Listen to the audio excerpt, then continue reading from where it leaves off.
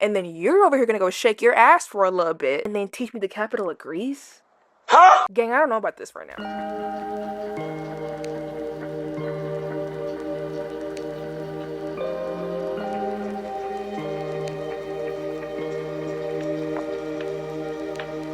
Hey guys, how you doing today? You ready to learn? Let's get into it. Today we are continuing on our, I guess this is going to be like a little series, not really series, but like pattern. What am I talking about? Today we are continuing on our pattern talking about horror people. Cool. And we are starting today off with Nero.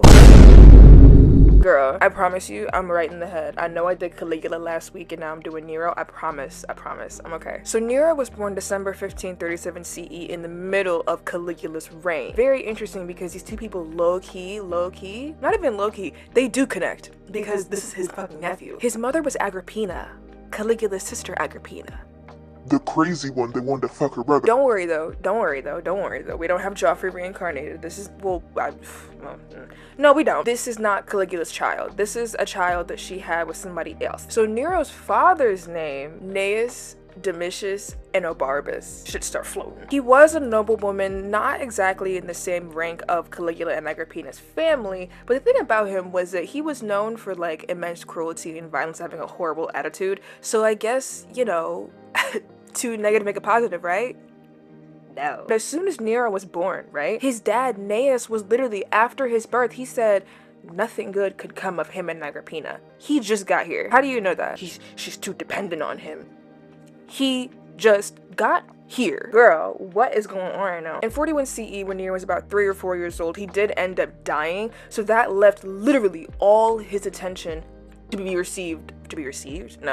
be given by his mother. But also in the same year, Caligula was assassinated, and as soon as he was assassinated, she immediately fell out of favor, because not only are you someone closely associated with this crazy ass man, you was fucking him, and that's your brother. Get about the city. So she was sent to live out of Rome, but Nero was still allowed to stay because he was just a little boy. So immediately off rip, he literally spawned on hard mode because his life from the jump was filled with violence, irritation, anger, bad vibes, political and familial instability. Like, it was just not a good situation that a little baby should be in. And then on top of that, he had to watch his mother go through the process of being told, listen, we don't really fuck with you no more, and so we want you to get the fuck up out this city. Meaning, you see that early on, you see these people who you know are authority, that you're supposed to respect and trust, treat the person that you trust the most, okay, like genuine shit. Now you have an implementation of a distrust of authority, and you don't like authority off rip. Girl, it's like, oh my gosh. From the ages of 3 to 10, because his mother was exiled, he was sent to go live with his aunt. Domitia Lepida was not a woman who was known for parentage or like moral softness or even moral guidance. Like, she was not the person you would turn to raise a child. And so I guess he was given to her under the guise of like, oh, well, you know, she's a woman, the motherly instincts will just kick in. Not how that shit works. And so it was very evident that she didn't really give like 110% effort towards his upbringing, towards his education, for real. Because, bro, one teacher was a barber, another teacher was a dancer. I'm a little confused. You over here are gonna go give somebody a temp fade and then come back to my crib and teach me 2 + 5, and then you're over here gonna go shake your ass for a little bit and then teach me the capital of Greece? Huh? Gang, I don't know about this right now. So he was being taught to read and taught to write and could, like, you know, perform in society for a man befitting his station, almost. But at the same time, he was given, like I said, no moral guidance. He wasn't told what was wrong, why it was wrong, what was right, why it was right. He was just told, this is wrong, this is right. He wasn't given explanations as to why exactly. So he never fully grasped that concept specifically. While he was educated, yes, education was seen as something that was important that he had to do and had to learn. Some other things were pushed more fervently than education. So like performance and showmanship and providing spectacle to the people, because of the people that was teaching him, that was their profession. So of course, subconsciously, consciously, subconsciously they're gonna push that onto him. So he took that and ingrained that, and that became a bigger part of his growing up than it really should have been. So in the late 40s, after Caligula was assassinated, we got a new emperor, Emperor Claudius. Emperor Claudius looked at what happened to Caligula and was like, all right, I mean, that was crazy. Low-key, he had it coming, but it's like, you know, that's just him and his actions alone. I don't think we should punish everybody here. So he recalls Agrippina back from exile. And when she comes back, she's finally reunited with her son, Nero. And because he low-key, like, probably had a mother figure at some point, but it's like he didn't have the mother figure that he knew that he already had at one point, you know what I'm saying? So when she came back, the relationship between them was immediate. It was like they were inseparable. She missed her son, he missed his mother.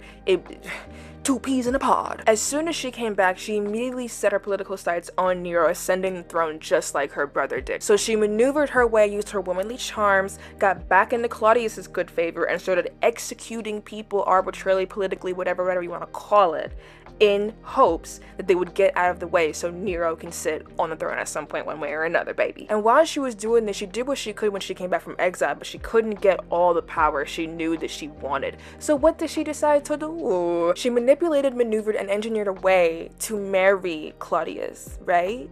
And that is exactly what she did. She's out here being like, oh yeah, I was exiled before, but look, now I'm empress. What a baddie. Your kids will do what they see you do more so than what you tell them to do, right? With Agrippina going around doing all this scheming and plotting and murdering and political marriages and, you know, shit like that, Nero is still attached at her hip because she's back in Rome. So he's getting a front view first class seat to all of this madness. And so now he's learning and he's being shown, oh, so it's okay to just scheme your way to the top. Murder whoever you need to murder, marry whoever you need to marry. That's okay. It's not. It's really not. And then at the same time, he went from being emotionally neglected to now being put at the forefront of fucking Rome. You're at the forefront of the Roman Empire. You went from being the nephew of an assassinated emperor to now you're the new emperor's stepson. And because of this, anytime he felt any kind of way, any kind of anxiety, any kind of fear, who would he go to? His mama.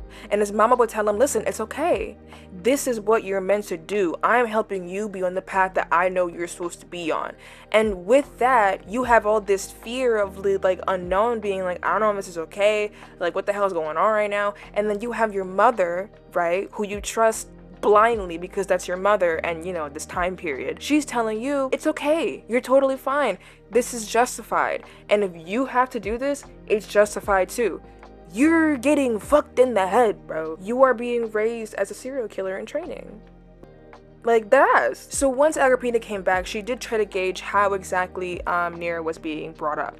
And so when she gauged his education level and saw who was educating him and what in, she was like, oh hell no, what the fuck? So she grabbed homeboy Seneca. So between the ages of 12 to 16, Seneca was his main tutor in terms of all things. Seneca was a Stoic philosopher, right? So when he was teaching Caligula and, you know, trying to mold him into something, he was molding him subconsciously into someone who he thought he should rule over Rome. So someone who was well in control of their emotions, had no kind of emotional outbursts, angry outbursts, whatever the fuck you want to call it. Practiced mercy on those who low-key deserve it, even though they did some crazy shit. If mercy is a way in which the message will be received so the crazy shit won't happen again, he wants somebody to be ruling that is willing to take that path, and then one that also holds civic responsibility close to his heart. So essentially, he wanted to have Nero grow up to be a philosopher king. I guess, girl. Then he had Burrus, who was a Praetorian prefect, who was teaching him all the ways about military, because remember, we're in Rome. Can't be a good Roman man if you ain't smart and you can fight. Because to them, a Roman man should be able to beat your ass with words and his fists. Burrus was hired to give him some form of disciplines. Like I said, his teachers were barbers and dancers, and didn't give no shits about him. Do you think that man was taught discipline? No. So they brought somebody in from the motherfucking military to set his ass straight, giving him lessons on discipline, lessons on restraint. Listen, nigga, I know you upset, but you don't gotta go and strangle that dog over there because you mad. Like, you don't gotta do all that. But then at the same time, with teaching him all this stuff, he also balanced Agrippina's influence so it wasn't overflowing like it was so far. He still gave him the chance to be his own man, but also at the same time, if need be, listen to your mama. And honestly, at this point in his life, the people loved Nero because he was intelligent, he was very charismatic, and he was just genuinely well liked, you know what I'm saying? So they saw him as a possible like emperor, and so they were excited to see what kind of man he would turn out to be. But here's the thing, all this education, yes, he learned from it, yes, he learned how to behave, and he was taught how to rule, but he wasn't taught why exactly, like, you know, why couldn't he crash out? You know what I'm saying?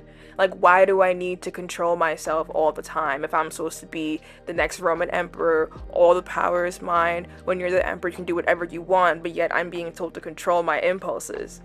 That's not what a ruler does. Hold up. Wait a minute. Something ain't right. So as he got older and he would sing, he would write poetry, he would play the lyre to the people, it made him popular to the people because it showed that he, you know, had hobbies and wasn't fucking weird. So it was okay, you know what I'm saying? Like, Agrippina didn't do anything about it because it made him popular, which is a good thing. It's good to be popular with the people before you're emperor, so you don't gotta try to work your ass off to get it while you're the emperor. So she was okay with it. But at the same time, this grew his need for approval, need for applause, need for validation. And then at the same time, he was getting it from these people, from the Roman elites. They saw this as stuff meant for slaves, as stuff that's something, you know, you're paid to do this. You don't want to perform music all the time. You don't want to write all the time, but you have to because you need money. So it was something that was beneath their station. And so they didn't really fuck with that. Now we're getting into nitty-gritty shit. Just a little bit though. Not fully, but we're getting there. So now that Nero has, like, you know, grown up and now he's a teenager, now it's time for him to get married. Ugh. So in 53 CE, Nero was 16 years old and he was married off. And once again, can we not keep it in the family, please? He married a young lady named Claudia Octavia, who was the daughter of Emperor Claudius, so Nero's stepsister. And it's so interesting because Claudius actually had 2 children. He had Claudia Octavia, then he had a son named Britannicus. So you would think this son, since it's his son, he'd be next in line. Here's the thing though, after Agrippina married into this family and then Nero married Claudia, it literally gave him more claim over the throne than Britannicus. Now, I'm gonna go on a limb here and just say Agrippina probably threw it back for a real one a couple of times to get that, you know, sanctioned. In 54 CE, Emperor Claudius dies. Now, okay, niggas were old. Niggas died back then. You could die young back then, absolutely, you know what I'm saying? But it's just like, a lot of folks was saying that, like, you know, he was poisoned by Agrippina because Agrippina was like, run me that throne. Put my son on this throne. Meow. I wasn't there. So Nero becomes emperor, but here's the thing. He became emperor before his whole psyche, 1, and personality, 2, were fully formed. So he don't even know who he is yet, for real. And now, he's the emperor? Let's see how this goes. So the one thing about Claudia that I find really, really interesting, her lineage, she's genuinely, it's a straight shot lineage. She is 110% a genuine Judo-Claudian princess. You know what I'm saying? Like, she can be traced all the way back to old dude. And because of this fact, and because of her stunning disposition and just gentle nature in general, she was genuinely loved by the people, just like Nero was. However, Nero didn't want her. The marriage was, first of all, never consummated. The hell going on, y'all in Rome? Y'all don't want to get down? It was cold, it was unhappy, it was abusive. Fuck going on over there. And I bet it was kind of like a whiplash moment when they first popped out and everyone loved Octavia, everybody loved her, you know, it was all good, it was all good, it was all great. And then you see Nero openly talking shit about her, openly discussing that he hates her, openly treating her like shit, openly disrespecting her, and it's just like, oh, what's this? Because, you know, we in Rome and family values matter. What the hell going on right now? Enter Poppaea Sabina. So Poppaea was a wealthy, beautiful, and very, very, very influential and ambitious noblewoman in Rome. She and Nero hit it off. I can only assume in like a Joffrey, Marjorie, Tyrell kind of way. He really, really liked her. And of course they were lovers at one point, and that was his mistress, right? And so Poppaea had expressed that she wants to be empress, and Nero wanted to marry her to make her his empress. But the issue was he already had a wife. Claudia Octavia was still here, so he really couldn't do that. He couldn't pull a Henry VIII and be like, fuck all this, I want 2 wives. No, not even Jupiter has 2 wives, baby. What you finna do? So then Nero started saying that Claudia was out here cheating on him. Everybody was like, with who? room get quiet. With who? Obviously, it was a lie on some Henry VIII Anne Boleyn shit. But he was trying to tarnish her name and put out this rumor so much, so that when he eventually, divorced her, everyone would be like, okay, well, it's because that she cheated. But the issue is, it's not believable that she would do that. And he just thought because he was the emperor, people are gonna agree with him and do what he says either way. You're stupid. So eventually they did get divorced and he decided to exile Claudia. And everybody was really upset about it and it was just not a good time. Nero's popularity drastically dropped. Nobody liked Poppaea to begin with, so she was just in the pits of hell already. And so then Nero started getting scared. He was worried that all of this unrest about how he treated Claudia would soon, band together and erupt in one big uprising. And he was very, very, very much not in the mood for that. So he decided to express his grievances to Poppaea. And Poppaea was over here like, the easiest way to get rid of a person who's, at the head of something or that might become something is to just get rid of that person. And so, like I said before, Nero grew up in an environment where killing to get what you wanted, that was okay. So he wasted no time in ordering her assassination, execution, whatever the fuck you want to call it. But as soon as that news hit the streets, what he feared came to pass even more tenfold. It was a mess, you know what I'm saying? So he quelled all that madness, and at that point he was like, you know what, I'm gonna do what I want to do. I don't care what y'all got to say at all. Like, move around. With this kind of relationship that he had with Poppaea, it was very much different from the one that he had with Claudia. I'm telling you, these parallels in history are just absolutely insane. It always repeats itself. You marry one woman, the first woman you marry out of duty. You may not like her, but you do it out of duty, alright? You may or may not even fuck her. And then you meet somebody who can ride like a cowgirl, and all of a sudden, everything goes to hell because you want them. Nero did it, Henry VIII did it, who else did that shit? Edward IV did it. Like, can y'all just, ugh. So he goes and marries Poppaea, and Poppaea is now the empress. And you would think everything would be all fine now, but listen, this nigga's insane. Poppaea distanced him from his mother Agrippina, which cut that low-key emotional, emotional codependency, if you will. And I want to say his mother served kind of as like an anchor for him for his worst impulses. So with Poppaea pulling him away from her, now there's no one to control that. You think you finna do it? You are the side chick turned wife. You don't hold the power you think you do. We've seen this time and time again. You don't hold the power you think you do, bro. How you get him is how you lose him. You got this nigga because he does not control himself and does whatever he wants to do on a woman, no matter who it hurts, and feels nothing about it afterwards. Why do you think that would never be turned on towards you? I'm confused. So in 65 CE, 3 years after they got married, Poppaea is now pregnant with their first child. Amazing, right? But here's the thing. When you marry somebody who can control themselves in any way, shape, or form, why do you think they're going to be emotionally intelligent? You're gonna have arguments.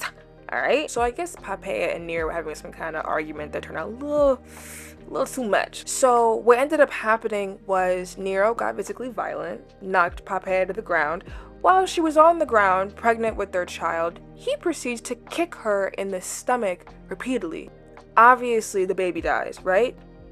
But then she dies too, from complications. And this is the thing. And this is the thing with, like,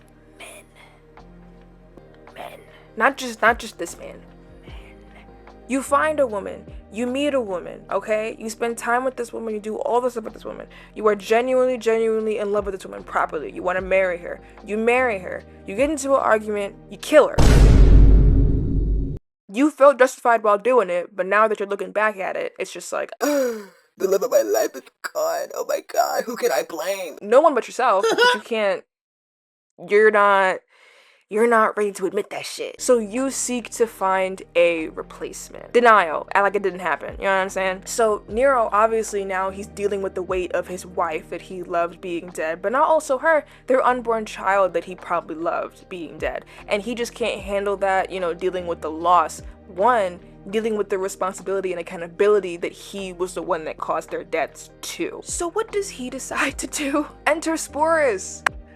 Oh my gosh, this poor boy. So Sporus was a enslaved boy, right? Probably like a teenager, maybe like 14, 15 something years old. He was a pretty boy, right? Very, very, very, very pretty. When you're pretty in Rome, no matter what gender,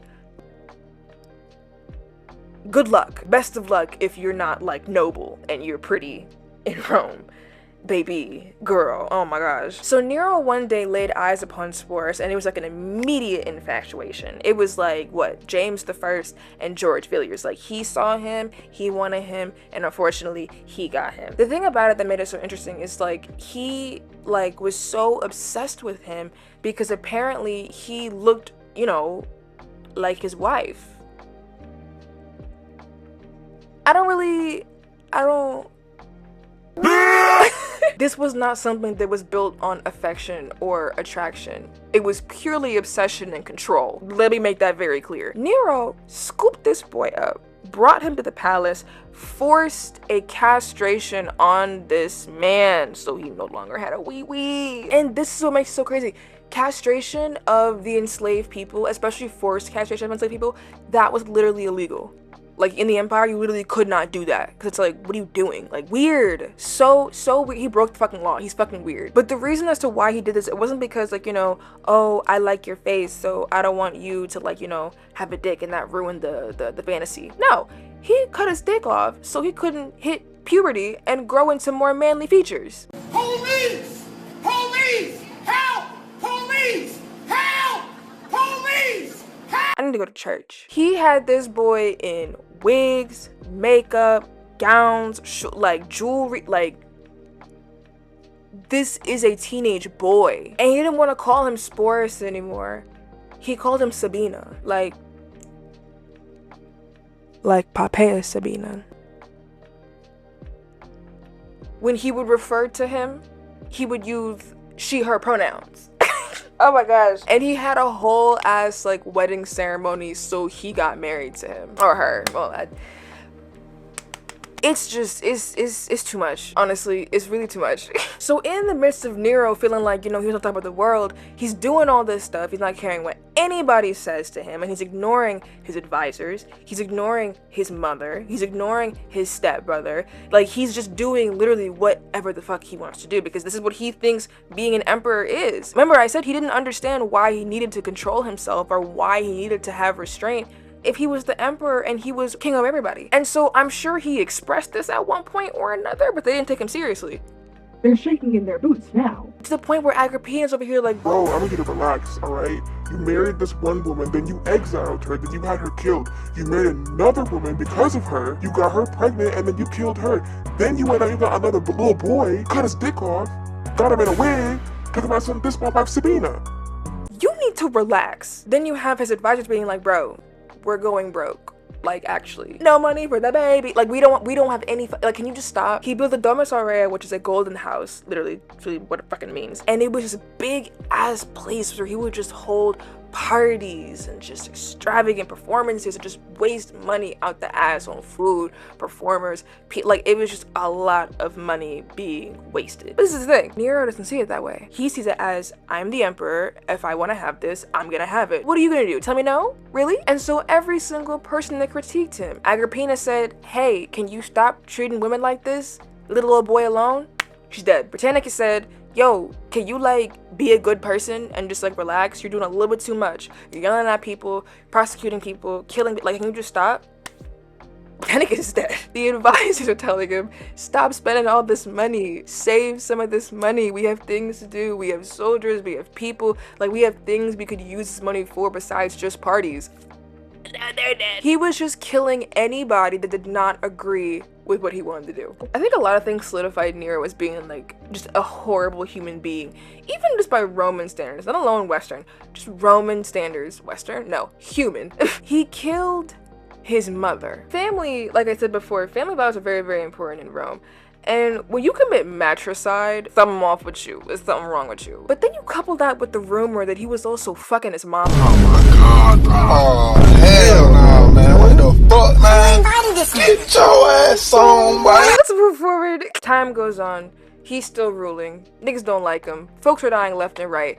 And then the fateful year, 64 CE, rolls around. On the night of July 18th, there was something in the city called the Circus Maximus. Now in the Circus Maximus, obviously there's fire. There's fire everywhere, but there's fire especially in the Circus Maximus.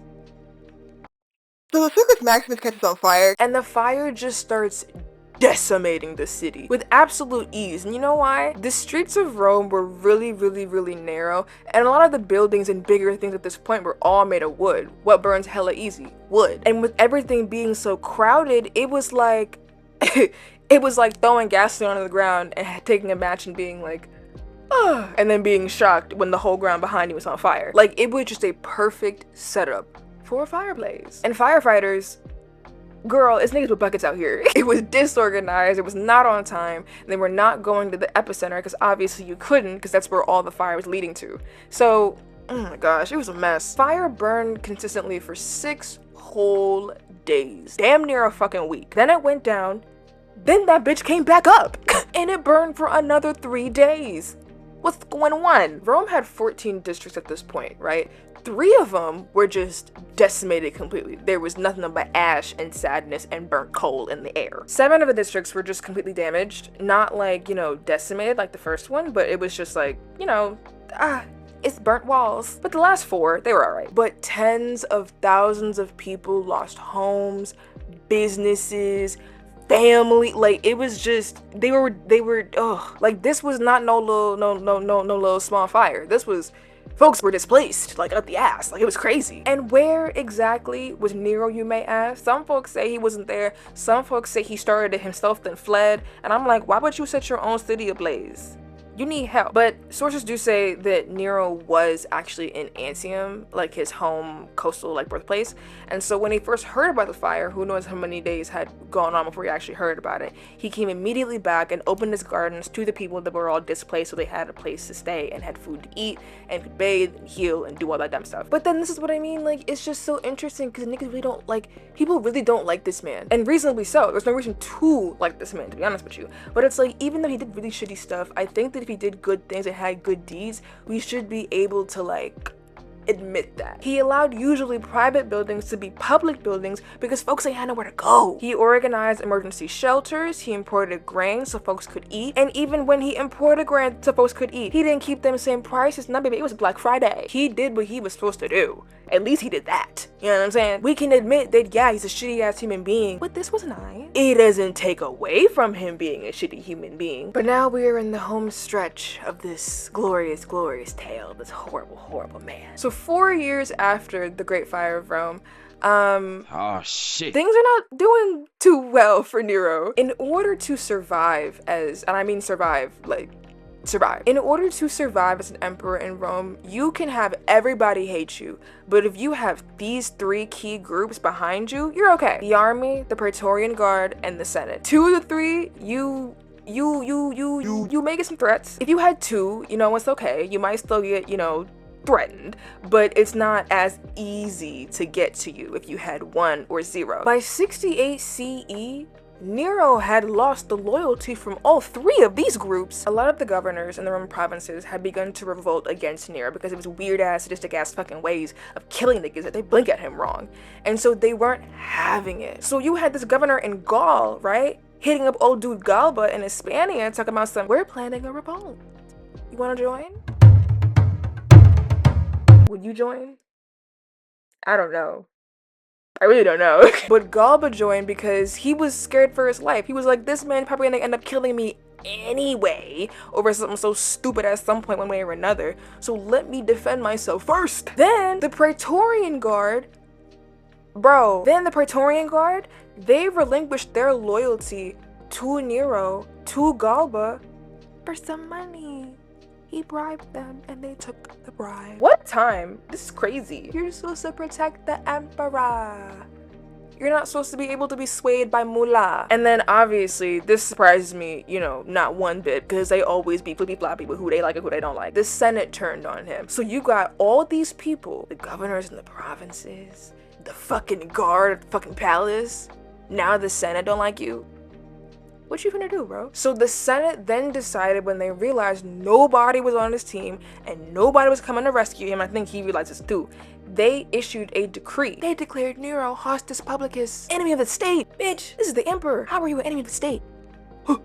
That is a death sentence to anybody, but it's really a death sentence to the emperor. Anyone can come and get you. Literally anybody. And they won't do a damn thing. Like, he was to be arrested, paraded publicly throughout the streets of Rome, and then flogged, then executed. And for an emperor, baby, this is crazy. What's going on? So he did, honestly, at this point, probably one of the smartest things I could think of doing at this point if I was in his shoes. He decided to flee Rome in disguise. Where's Sabina? We don't even know. When he fled, a lot of his servants did end up deserting him because they were like, nigga, you ain't even got no power, so I don't have to serve you anymore. Goodbye, I'm going home. And so he met this freedman named Phaon, and Phaon allowed him to hide in his villa until everything died down. That was never gonna happen. He had no army, no family, no political leverage, no money. Like, he was completely just like purely a lint ball in the wind, like genuinely, a blade of grass basically. So he decided to do the only thing he thought he could do at this point, because there was no turning back. There was no, oh, I'm sorry, I'll do better. There was none of that. He decided to commit suicide. Rest in peace. But this is, okay, but like, when he was doing all this, when he came to the conclusion, he was walking around, he was pacing, muttering to himself, crying, like he was an absolute mess, having a whole meltdown. And honestly, I get it. And so the slaves that were still with him, he told these guys, you know, you guys should kill yourself first to set an example of loyalty. To who? Bitch. And when the soldiers finally found him at Phaon's crib and they were approaching, he had one of the slaves help him and he stuck a knife in his throat. I just feel like this is more dramatic than this. I don't even. And his final words were, "What an artist dies in me." Wow, just an artist. Which is, okay, I feel like as a Roman emperor, you should be able to dip your toes and quench your thirst for the arts. So it's not so, what's the word I'm looking for? Repressed. Like, I feel like if they were just given the chance to, you know, do a grand jeté across the hall, like, let them do it. He wants to sing a song, let him sing a song. Let them do their arts, because then you have these people, when you repress stuff, it always comes out in an uglier way. But anyway, that is all that I have for you guys today. I hope you guys really enjoyed this video about this fuck nigga Nero. I am debating who to do next. I was kind of feeling Sulla, because we're kind of in this like Roman Empire thing. But I'm thinking, I've already done 2 Italy videos. I kind of want to go to another country. I don't know which country though. I'll think about it, who cares? Thank you guys so much for watching. Like, comment, share, and subscribe. And I'll see you guys in the next one. Bye!